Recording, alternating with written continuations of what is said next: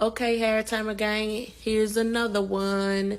This is going to be a root repair. He would like to add locks to his tapered perimeter around the hairline and also do a dreadlock repair and a root repair. So let's get it. This is the before shot. Now here I am installing the extensions around the perimeter. This customer cut off his tapered edges a while back and wishes he had a full head of dreadlocks. So I worked my magic.